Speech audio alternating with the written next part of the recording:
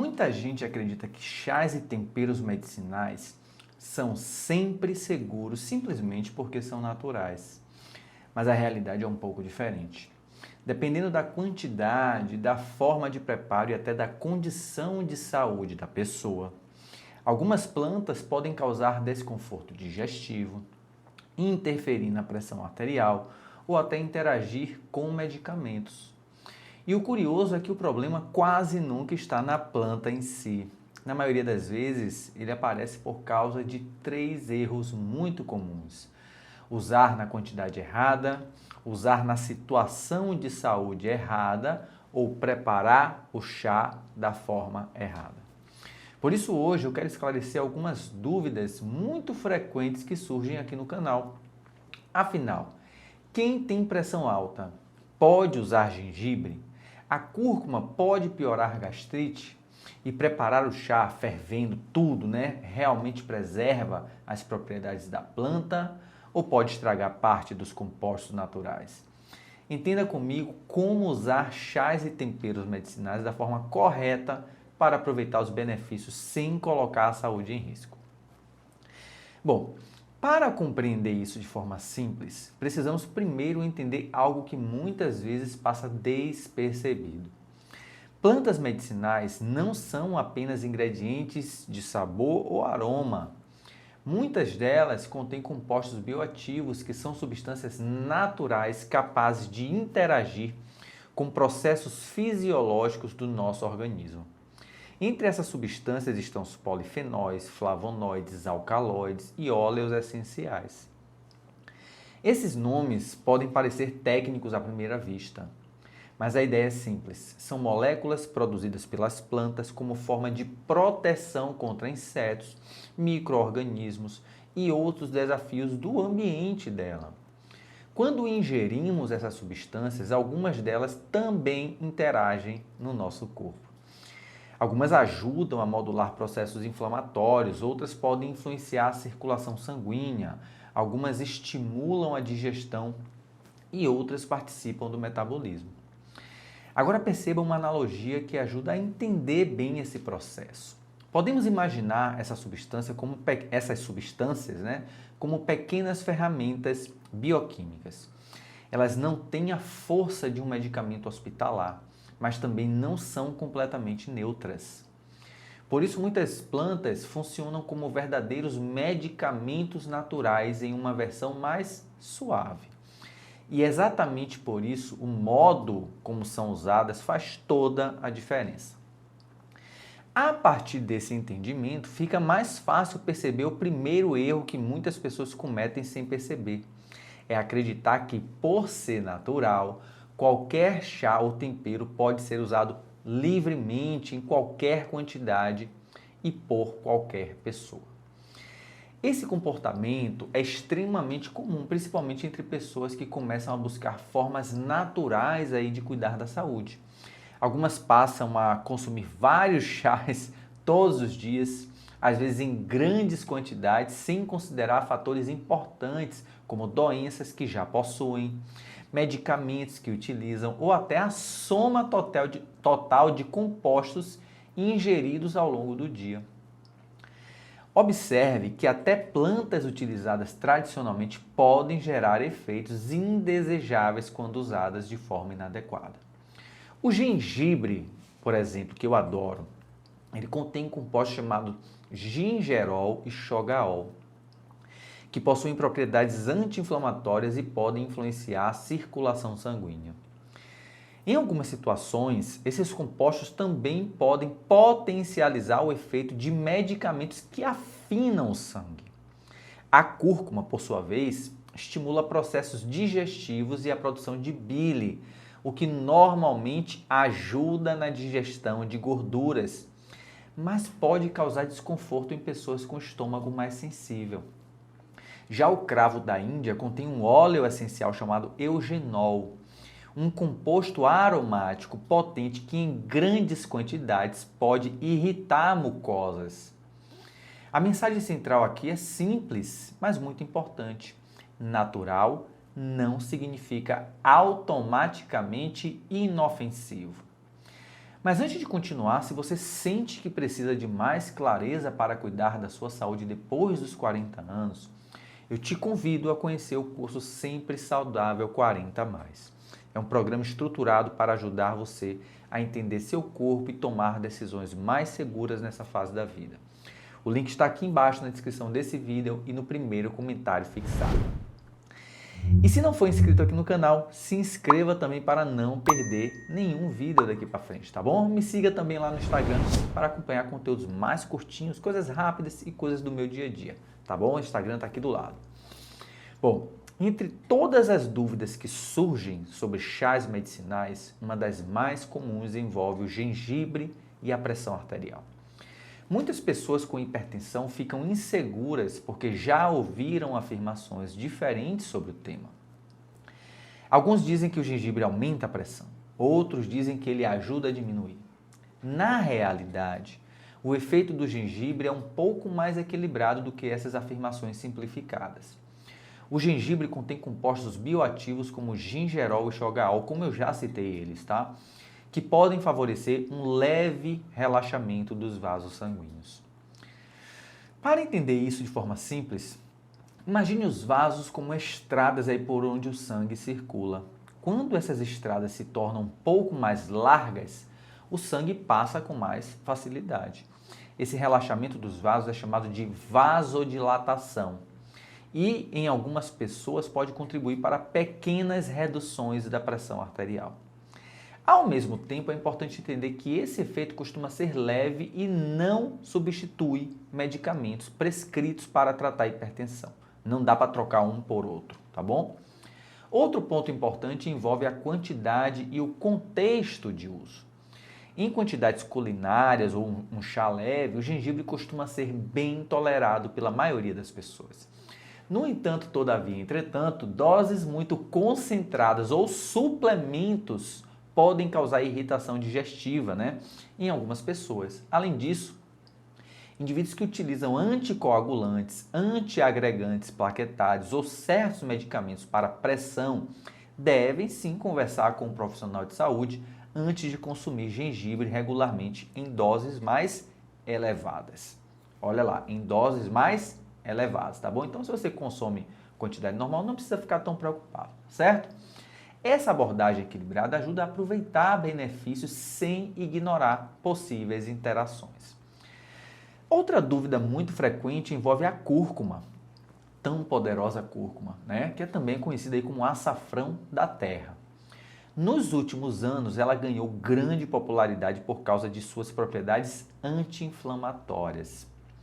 O principal composto ativo da cúrcuma chama-se curcumina. A curcumina possui ação antioxidante e ajuda a modular processos inflamatórios no nosso organismo.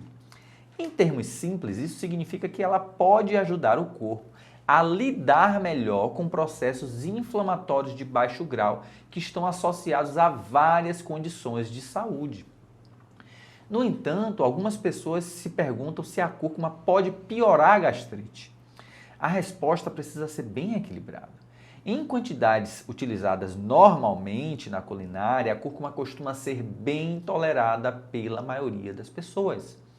Porém, quando consumida em doses muito concentradas, especialmente na forma de cápsulas ou extratos, algumas pessoas podem sim sentir desconforto digestivo, como dor no estômago, náusea ou sensação de queimação. Isso ocorre porque a cúrcuma estimula secreções digestivas e pode aumentar a produção de bile.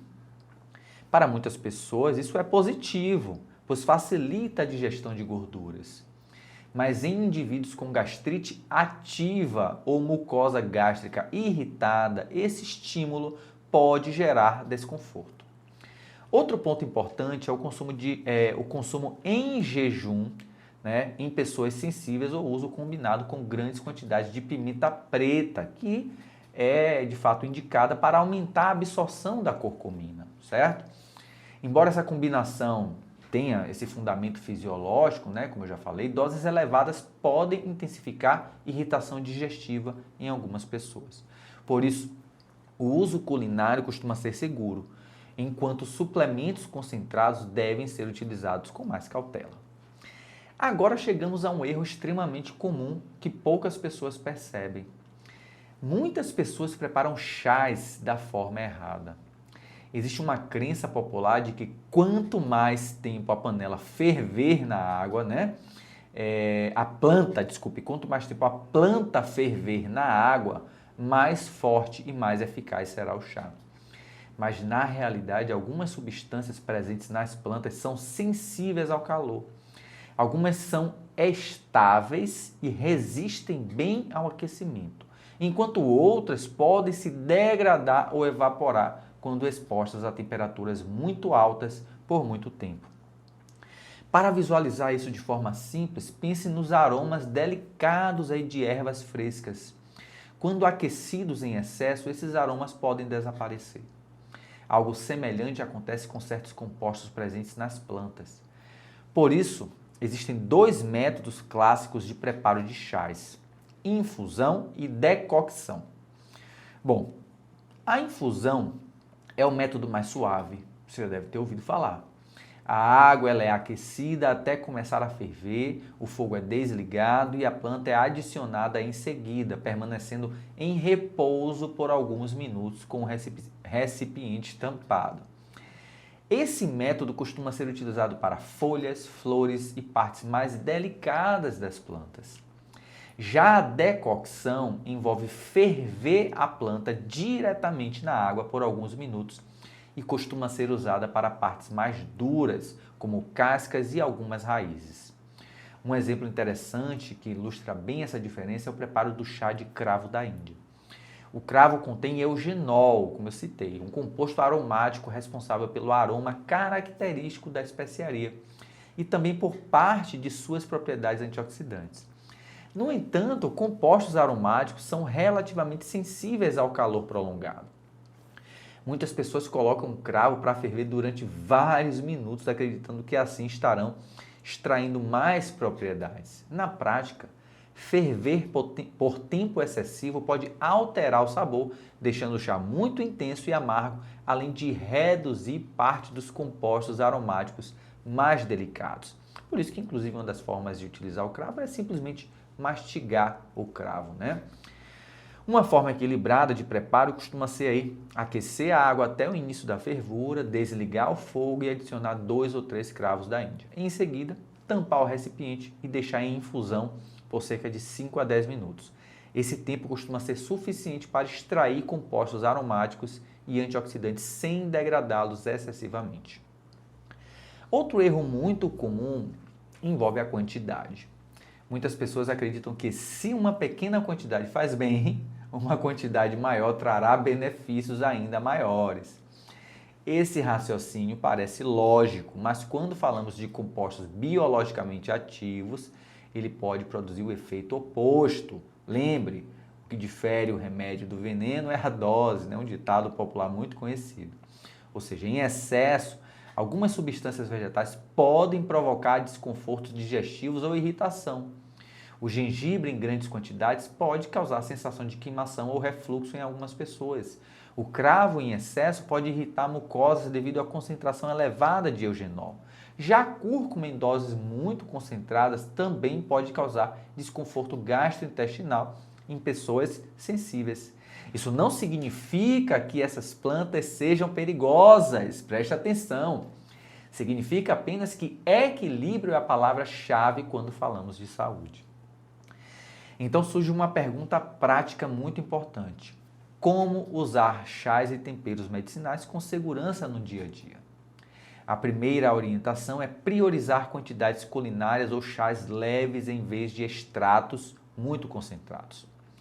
A segunda é evitar usar a mesma planta em doses elevadas por longos períodos sem orientação adequada. A terceira é sempre considerar condições de saúde existentes, como gastrite, doenças cardiovasculares ou uso contínuo de medicamentos. E talvez o conselho mais importante seja este aqui que eu vou dizer. Se você possui uma doença crônica ou utiliza medicamentos regularmente, conversar com um profissional de saúde antes de iniciar o uso frequente de plantas medicinais é sim uma decisão bem prudente. Ao mesmo tempo, é importante não cair no extremo oposto e imaginar que chás e temperos devem ser evitados. Pelo contrário, quando utilizados com conhecimento e equilíbrio, eles podem ser grandes aliados da saúde. Muitas plantas utilizadas tradicionalmente na culinária possuem compostos antioxidantes e anti-inflamatórios que podem sim contribuir para o bem-estar geral, tá? Vide o alho, por exemplo, aí, que é uma potência para a nossa saúde. Então, o segredo não está em abandonar esses recursos naturais, mas em aprender a utilizá-los da forma correta. E existe uma reflexão final que eu gostaria de deixar com você. Muitas vezes buscamos soluções complexas demais para melhorar a saúde, quando na realidade, grande parte do cuidado começa em pequenas decisões do dia a dia. Um chá preparado da forma correta, um tempero utilizado com equilíbrio e o entendimento de que natural também exige conhecimento. Exige conhecimento aí e que podem também transformar a maneira como cuidamos do corpo ao longo dos anos, tá? Entenda, cuidar da saúde não depende apenas de grandes intervenções médicas.